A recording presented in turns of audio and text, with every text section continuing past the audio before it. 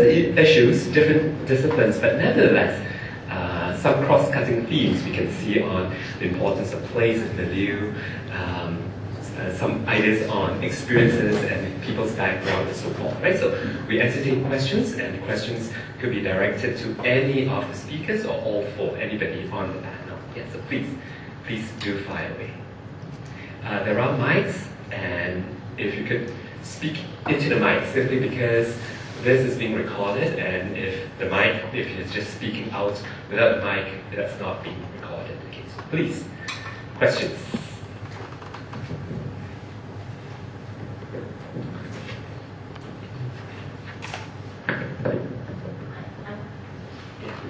I'm intrigued how that diagram of the brain is now no longer valid, but yet you're saying that people still have these types, Maria, which are the scientific visualization types. I mean, is there some evidence that the brain types of these people are specifically designed in a certain way, even though it might not be left or right, they definitely have a brain pattern that can be identified?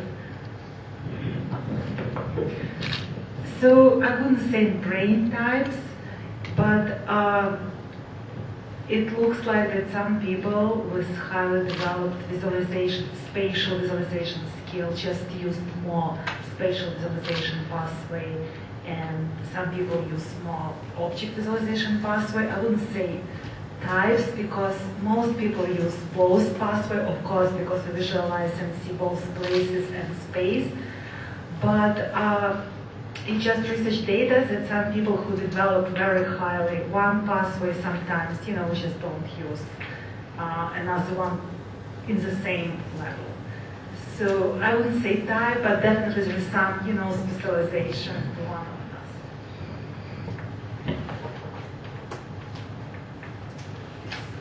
Go ahead.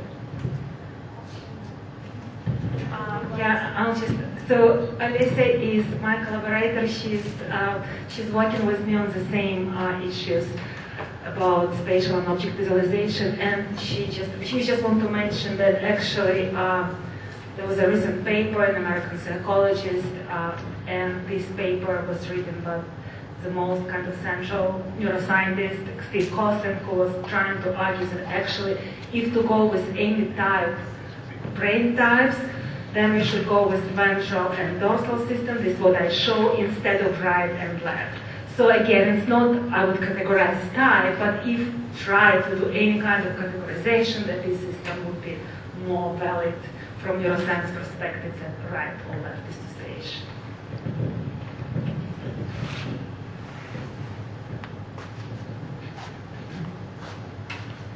My name is Abbie Ruzicka, and I'm from ARI, the Asia Research Institute. So if Dean Yao was still here, she would know we people from ARI have real problems asking succinct questions, so I'm going to do my best here. In fact, sometimes I think we don't ask questions, we just comment. Anyway, I was kind of taken with today's symposium. I'm an anthropologist, I'm also a musician. I play here in town. I've been here since September, and I have joined a group of Singaporean musicians in a blues and beat band. These musicians are played in bands in the 60s. And so I've been interested in kind of creativity kind of as an ethnographic project that's kind of emerging for me in Singapore. I actually work in Indonesia on health and medicine. But anyway, so I was surprised, first of all, by the way the symposium was organized, and I wonder how you all think about this. My first question. We started with the artist, then we went to kind of Snow's division of two cultures, science and art, and so that really caught me by surprise. That is not, at least in the world that I kind of work in anthropology and those of us that are interested in expressive culture, it's not a distinction we necessarily interrogate much anymore. So I'm wondering how you think about that. Secondly, so that's the why was it organized and how do you feel about that? Two, the visualization stuff, I wondered, again, kind of trying to apply science to understanding the creative process. I wonder if we're just seeing habits of seeing. I think you actually found that, and you said that, rather than any kind of insights into creativity. We live in a society, historically, in which sight has become very important in terms of the hierarchy and senses and how we understand. When in English in North America, we often say, I see, when we say we understand something. There are cultures in which orality continues to be an important way for understanding the world. When Indonesians tell me that they've been influenced by a film, they say it smells. So, I mean, again, there are different, I'm just trying to point towards it, but you focus on visualization, not surprisingly, because sight is how we understand, and therefore maybe linked to creativity. Again, this problem of the two cultures approach. I was really pleased with Professor Ho's talk because it linked into John's talk about the importance of context and creativity and having spaces in order to be creative. And that's what I'm wondering about Singapore. So I work with these guys, these musicians. In the 60s, there was a moment when they had an opportunity for places to play. But because of anti-yellow culture and other historical forces at the time, they were shut down, and the British left, and so the tea dances on the military bases and stuff went away as well. And so places for people to be creative became limited, especially these musicians, and that has continued since. And kind of related to John's thing about imitation, what has emerged, the possibility for musicians is to kind of work as lounge lizards playing cover music, you know? I mean, it's really tough for indie bands and anybody that is doing anything authentic and original to find a space to play, much less hang out together. The guitar shops in the Excelsior shopping mall is about it. And so I think that, I wonder how you feel about what NUS's role might be in helping to create creative spaces. But if we follow the two cultures model, what will that do? So I don't know if those are questions or not, but anyway.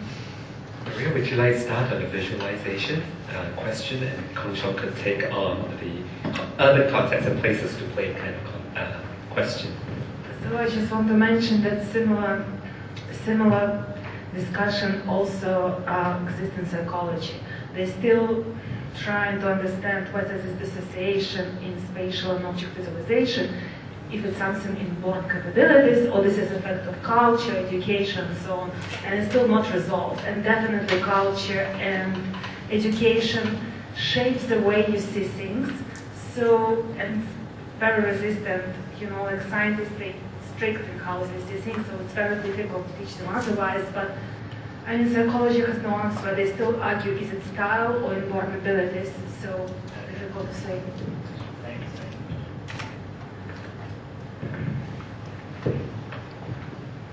I think you're right.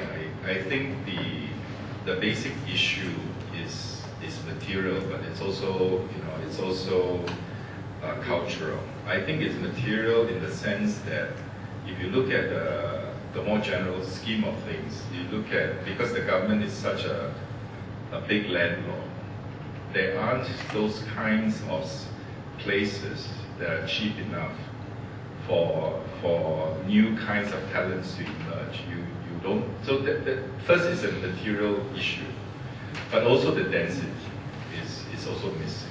So compared to other Asian cities where there's a lot more going on, the music scene is not just dense but located in certain places. You've got certain kinds of breakthroughs, you know, that allows that comes from mixing and combing. We just don't have that. We don't have that because it's that strand that is precisely not encouraged. It's these kinds of strands that the government is trying to encourage.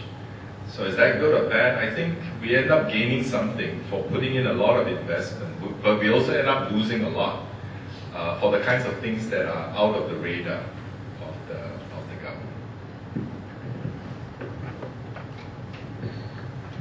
Anybody else would like to add on to?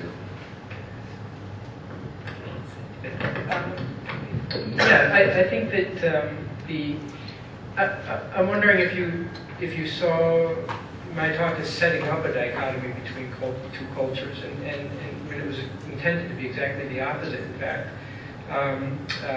the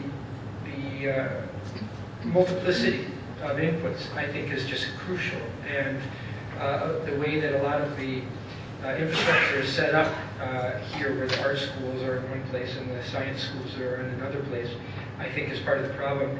And it's not just about creating space, but the input and the interaction between people that come from different perspectives. And I think, in a way, that's exactly what you were saying, that it takes people that are awake at different hours, or that have come from different economic backgrounds, different social backgrounds, all interacting, and that's often triggers a lot of creative activity. And I think that's pretty much what I was saying, that in fact that's where the action is in these media arts now, is where this stuff comes together. If I could add just one thing on the two cultures, not from the perspective of this particular gathering, but more from the perspective of teaching in NUS.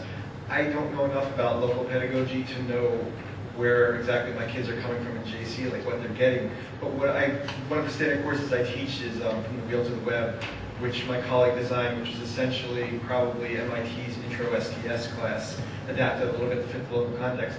But to your point, I can tell you that it drives both kinds of students if we keep that artificial divide there, humanities and sciences, crazy. Because the science kids always come to me and they're like, what do you mean when you tell me to historicize this thing? And the humanities kids inevitably, when they take the module the first week, they come up to me and they say, how much science do I need to know here? I mean, so it kind of, I mean, they usually adapt and get used to it, but that's why I can feel the tension. I'm guessing that the pedagogy or whatever, they get tracked very different ways, probably fairly young, in such a way that when they come to me, I have to kind of like exactly try to break down some of that barrier and get both sides to try to come to some sort of compromise and negotiate what they're not familiar with.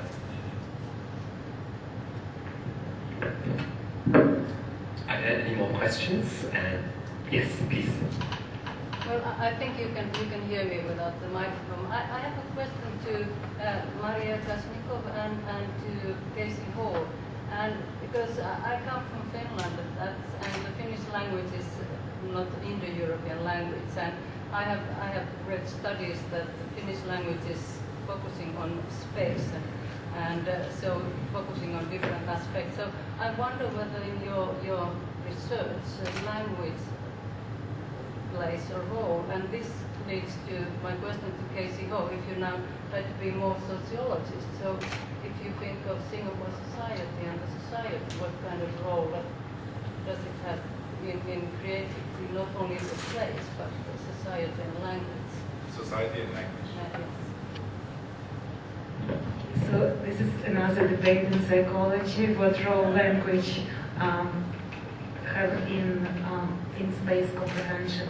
So, and there are all kinds of different approaches.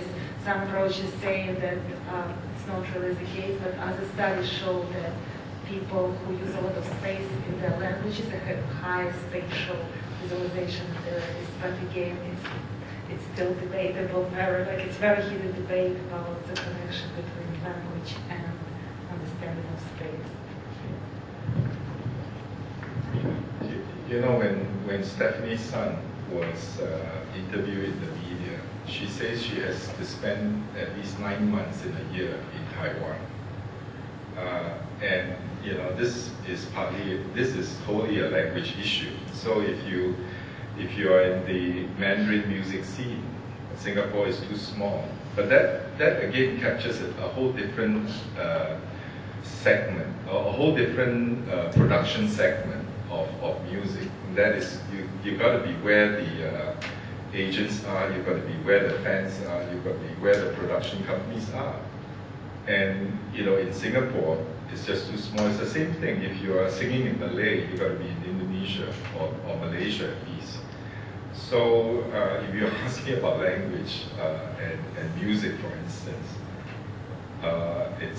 it's well, for anything, the kind of music you play, Singapore is always going to be too small.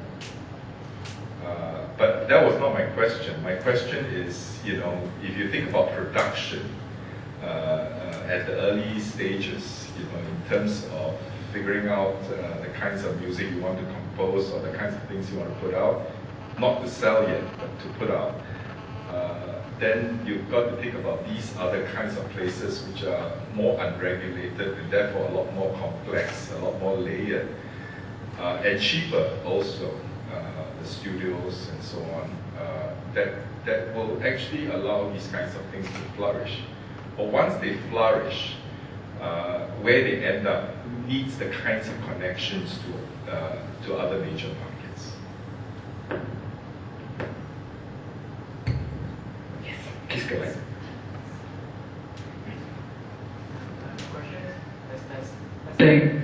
I have a question for Professor Maria.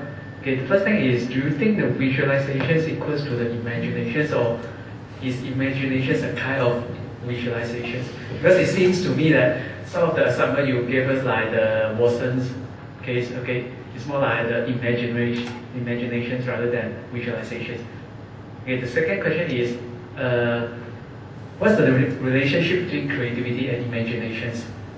Because for the divergent thinking test, it requires the participant to give as many responses as possible. It's more on the novel, but it didn't think about the usefulness.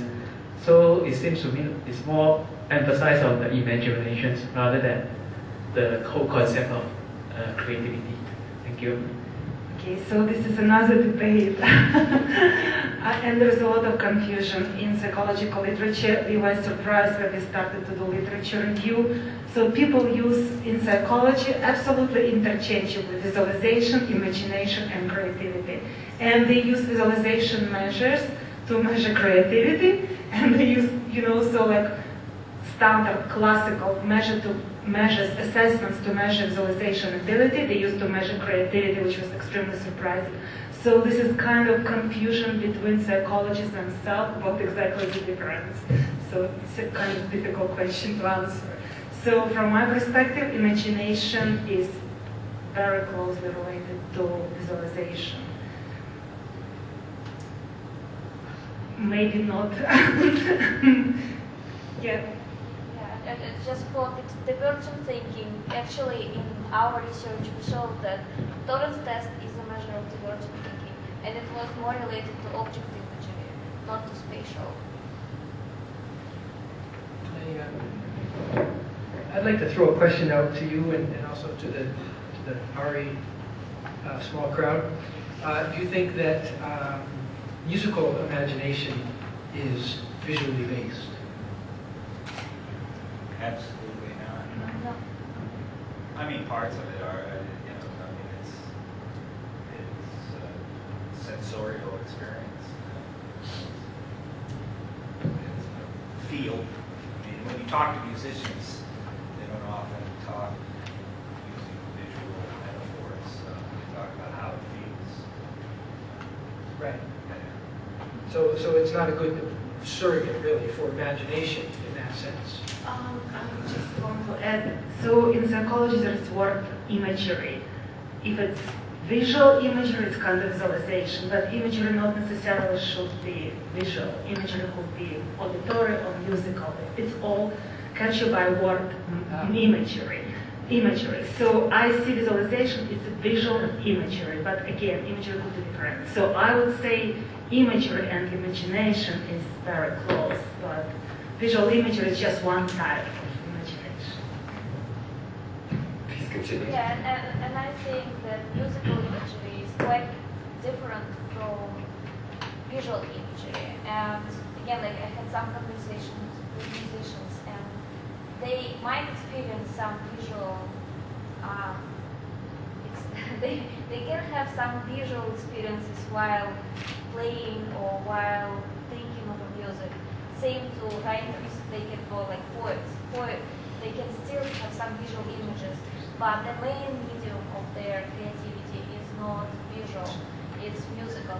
And also, I think in musical imagery there was some similar research as in visual imagery, showing that there can be two different systems, but I don't know this research very well, but it can be also kind of different types within this musical imagery, but it's different from visual. I remember Clive Davis. I was in the record business in the late 70s, and I was at the National Association of Record Merchandisers when MTV was introduced, and Village People were the app that they used to introduce MTV to us. Clive Davis took out a full-page ad in Billboard during the convention. He said, there's two things you can do with your eyes closed, and one of them is listen to music. Of course he did. He was told to that. He ended up getting into the whole video thing anyway. But, I mean, it was...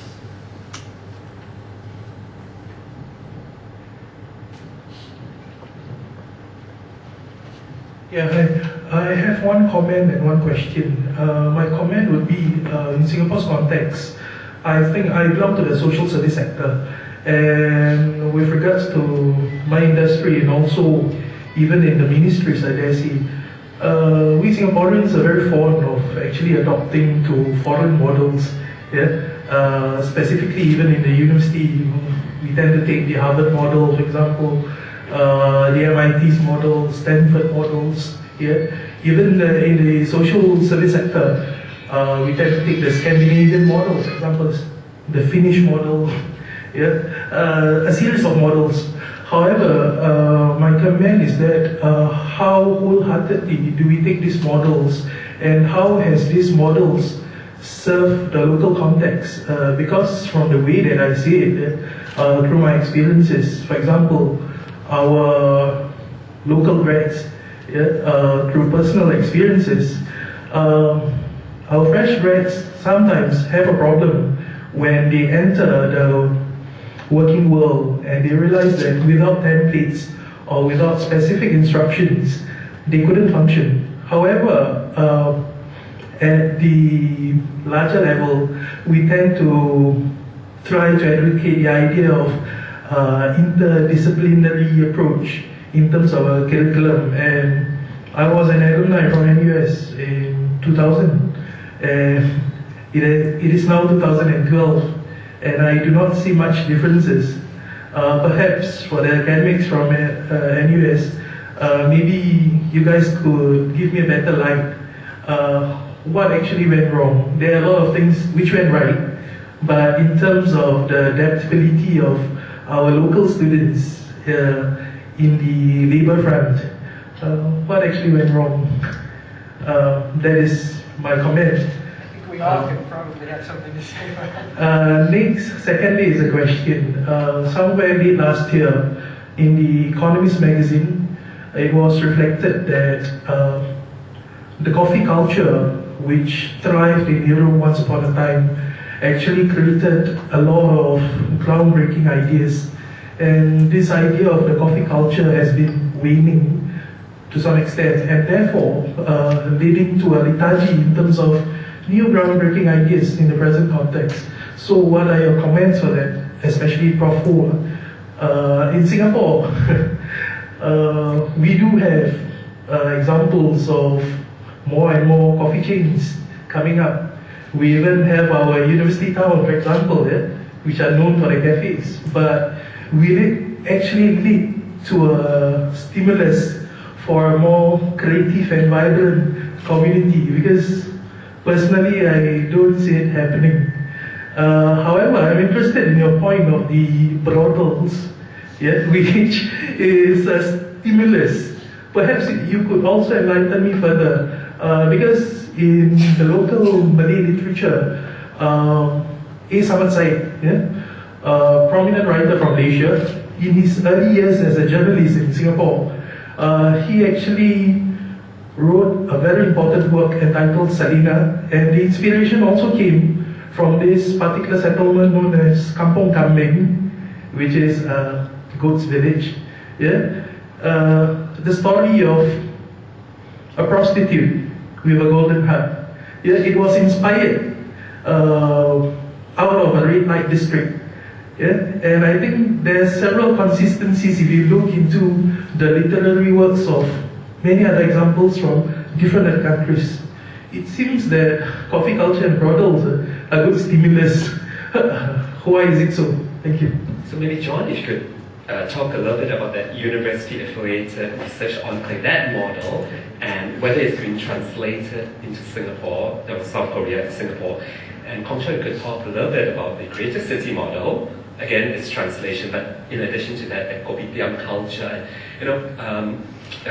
Chong wrote actually a very, very good paper in urban studies, which I've been reading quite a bit, on how the reason why Little India is successful in attracting this crowd, which is alluded to, is basically the kopitiam culture. That you can have your meal at 4 a.m. after your long hours of filming and so forth. So very much in line with the question asked. So George, please. Yeah, I think I can answer more. Sorry. Yeah, I think I can answer more, less in terms of Singapore, more in terms of South Korea, which I know much better and have spent years living and working in.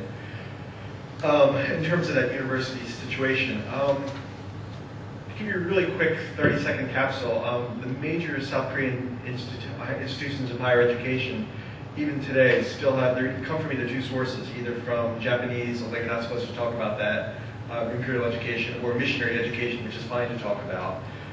When you have this time that I was talking about, like the 60s and the 70s, and the growth of these GRIs, the Government Research Institutes, despite all the enthusiasm, and I want to be careful, if there are any Koreans here, you're welcome to disagree with me, but essentially what South Korea eventually did that worked, I mean, they're huge about going out exactly to and borrowing the model. What they eventually did by the 80s and 90s is they didn't give up on graduate education. There are still graduate programs in South Korea and they're fine, but for really the higher level people that they want, they're perfectly fine now with essentially giving up and allowing people to go abroad. And South Koreans, generally speaking, year by year are like usually they're about third in the list of overall clusters of students that go to the United States, usually behind India and China. And when you compare the populations, relatively speaking, you realize how huge a section of the population that is.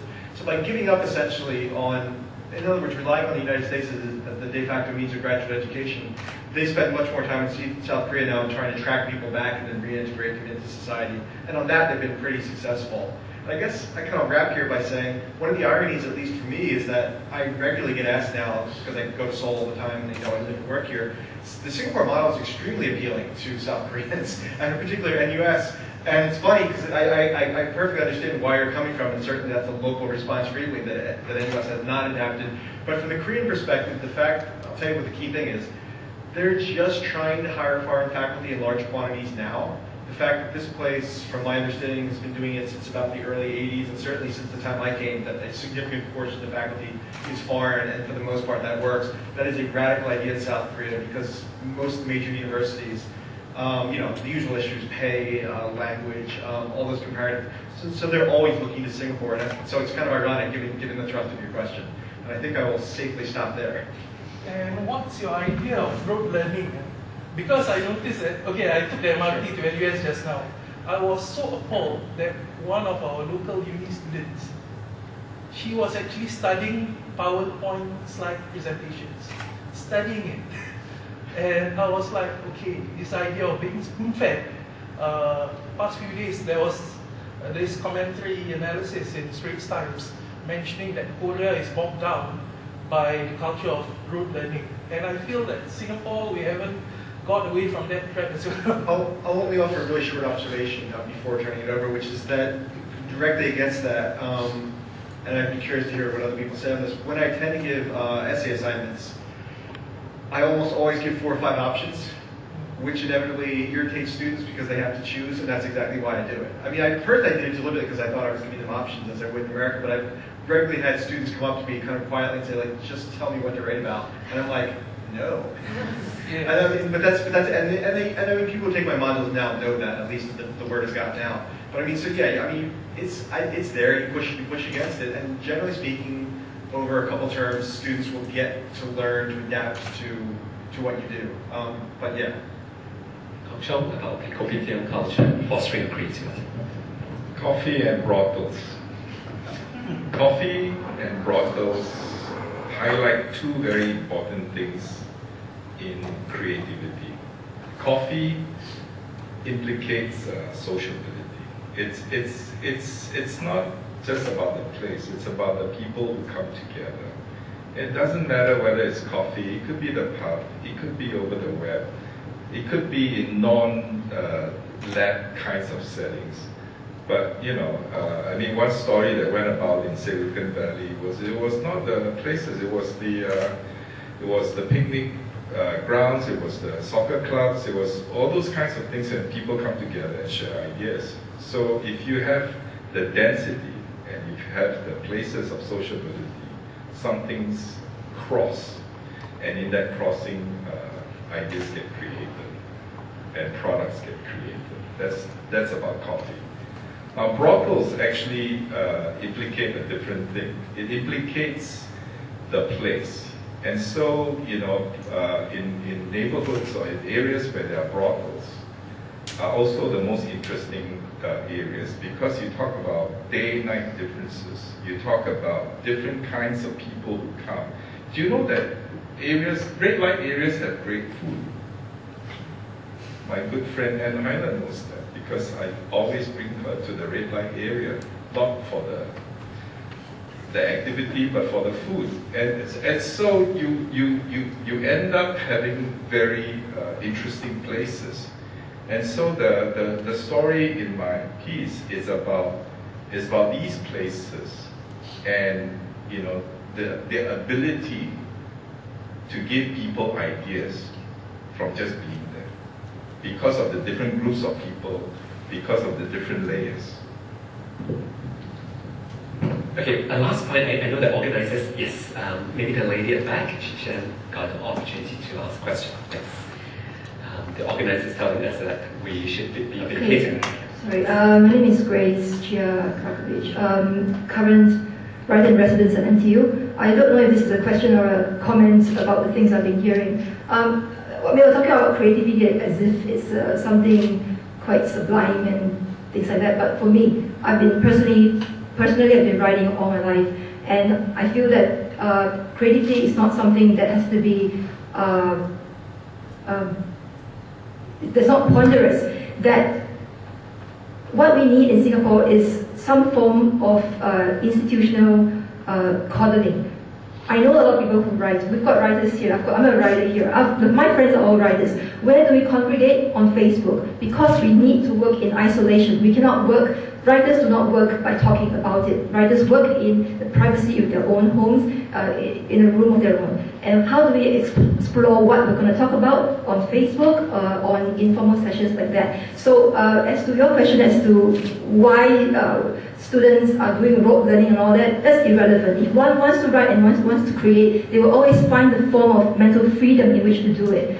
And so I feel that the idea of creativity, of spatial or visual, is all good. But if we already have, if your idea that scientists think spatially and that artists think imaginatively, then the question is asking a scientist to try and ask the artist to quantify your creativity doesn't work, because the artist will always try to say, well, this is my idea, how do I create? This is what I'm thinking, my world is here. And then the scientist will say, well, try to quantify how you get there and how value add it is, because this is the words that we keep getting from the institutions. How you value add? Will your novel sell? Will this sell? Will this benchmark against the percentage? It doesn't work like that. So creativity is always excellent in most of us if only we are, we allow ourselves to, congregate in, brothel kopitiams or Facebook or whatever it is. Thanks a lot, Grace, for that. And I think that reminds us of the phrase, a room of one's own for your creativity. But of course, many different people think of rooms in different ways. Rooms that you congregate or rooms of your own in which creativity thrives. Now I'd like to hand the mic over to our organizer, chairperson, Michelle. So over to Michelle. First of all, thank you very much to our panelists here for your contributions. Let's show them our speakers. Thank you so much to all our speakers for taking us through a spectrum of issues and perspectives on creativity. The Dean unfortunately had to leave for a meeting, so on behalf of her, I'm really pleased to give tokens of appreciation to our speakers.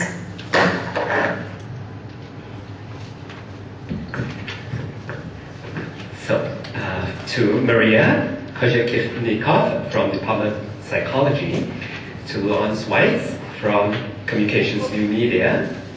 Okay, wait for the photograph. To Chong. Okay, to Chong from Sociology. Thanks a lot, Chong. And finally, last but not least, to John Demoa from the History Department. Thank you very much. Thank you all very much for your interest, for your questions, and for your discussions. Oh, to me too. Oh, okay. Just for being a chair. Thanks a lot. Thank you so much. So, no need now. We're all part of the organizing team. So let's all have a wonderful and a creative weekend. Thank you very much. Good.